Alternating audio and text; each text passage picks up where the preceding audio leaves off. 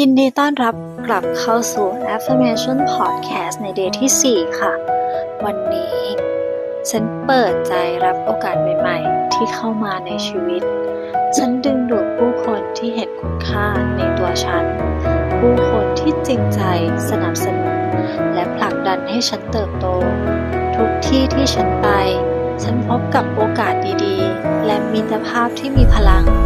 ฉันเชื่อว่าจักรวาลกำลังจัดเรียงผู้คนและเหตุการณ์ทั้งหมด เพื่อพาฉันไปยังเส้นทางแห่งความสำเร็จ ฉันคือแม่เหล็กแห่งพลังบวก ฉันส่องสว่างด้วยความมั่นใจ ความอบอุ่นและความจริงใจ และเพราะพลังของฉันบริสุทธิ์ ฉันจึงดึงดูดสิ่งดีๆเข้ามาอย่างง่ายดาย วันนี้ฉันรู้สึกขอบคุณสำหรับทุกโอกาส